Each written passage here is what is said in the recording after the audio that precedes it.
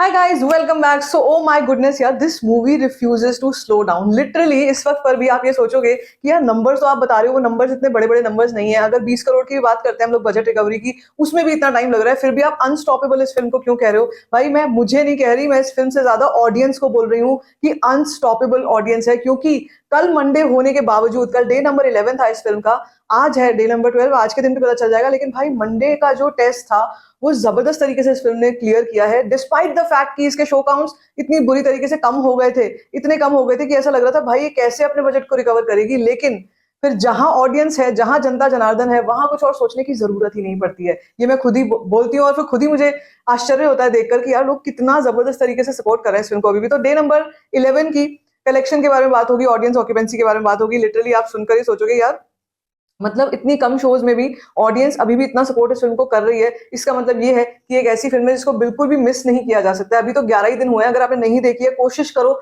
इस फिल्म को देखने की, ठीक है? बात करेंगे हम लोग, लेकिन सबसे पहले ऑडियंस ऑक्यूपेंसी की। मैंने आपको कल ही बताया था, मंडे होते हुए मॉर्निंग ऑक्यूपेंसी इस फिल्म की कितनी थी?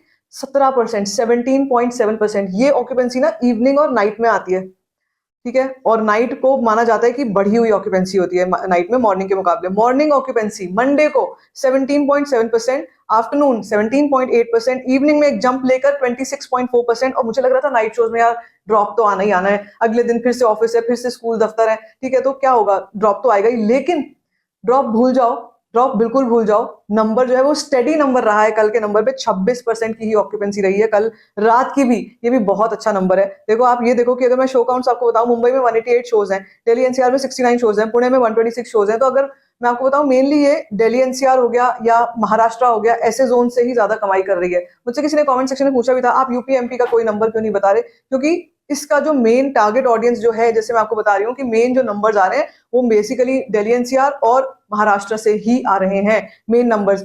आई एम श्योर बाकी जगहों से भी आ रहे होंगे, लेकिन वो बिल्कुल नेग्लिजिबल है। और इसमें जो रिपोर्ट हमारे पास आती है उसमें हर सिटी का डेटा नहीं होता है। जो मेनली मैं आपको बताती हूँ, और उसमें से भी मैं वो आपको बताती हूँ जो ज्यादा नंबर्स आ रहे होते हैं। क्योंकि जो छोटे मोटे नेग्लिजिबल नंबर्स हैं उनको मैं काउंट नहीं करती, ऑल्दो वो कलेक्शन में तो काउंट होते ही हैं। तो कलेक्शन की अगर मैं बात करूं आपसे कि कल कलेक्शन कितनी रही है डे नंबर 11 की, जो कि यार मैंने आपसे क्या बोला था, मैंने आपसे बोला था ज्यादा करके 50 लाख तक कर लेगी, लेकिन 60 लाख का कल का इसका कलेक्शन रहा है, 60 लाख का। और इसी के साथ टोटल इंडिया नेट कलेक्शन हो गई है 16.3 करोड़। जी हाँ, 16.5 करोड़ के आसपास का कलेक्शन अभी इंडिया नेट में आ चुका है। इस पूरे हफ्ते हम मान के चलेंगे 20 करोड़ का टारगेट कंप्लीट करने में ये लगी रहेगी, लेकिन इस पूरे हफ्ते में कर नहीं पाएगी। क्योंकि थर्सडे फ्राइडे होते होते ना और बिल्कुल ही नीचे चला जाता है बॉक्स ऑफिस। ये समझ लो कि ऑडियंस का थोड़ा सा पेशेंस टेस्ट होने लगता है, और वो फिर वेट करते हैं सैटरडे संडे होने का। तो अगर हम बजट रिकवरी के दिन की बात करें कि वो कौन सा दिन हो सकता है जब हम देखेंगे कि वीर सावरकर का बजट रिकवर नेट कलेक्शन में हो गया है, मुझे जहां तक लगता है वो होगा संडे या अगला मंडे। मतलब एक हफ्ता पूरा पूरा इसको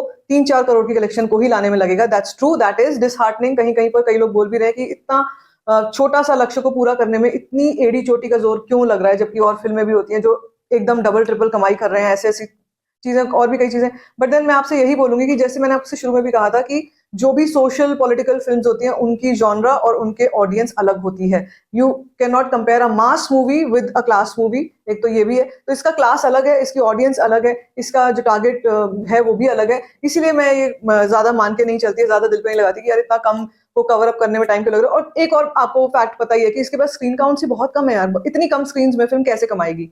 प्लस इसका जो एवरेज टिकट प्राइस है वो भी मेरे ख्याल से आपको सिंगल स्क्रीन वगैरह में तो बहुत आराम से मिल जाएगा, 150 रुपए में आराम से मिल जाएगी। तो अगर हम सिंगल स्क्रीन को एक्सक्लूड भी कर दें तो भी, अगर हम नेशनल चेंज की भी बात करें, वहां पर भी इसका टिकट प्राइस 250 रुपए के आसपास ही है। तो इसलिए ये कुछ फैक्टर्स हैं जिसके चलते थोड़ा समय हम मान के चल सकते हैं कि लग सकता है इस फिल्म को। But all said and done, बहुत अच्छा नंबर, बहुत डिसेंट नंबर। और बात करेंगे अगर हम बजट रिकवरी की, वो ऑलरेडी ओटीटी के थ्रू हो चुकी होगी with the deals that are going on. So आपको क्या लगता है इस फिल्म के नंबर को लेकर के, आपकी क्या राय है? Let me know in the comment section. बाकी if you like this video, give it a thumbs up, don't forget to share it, and don't forget to subscribe to my channel, which is called Story Function.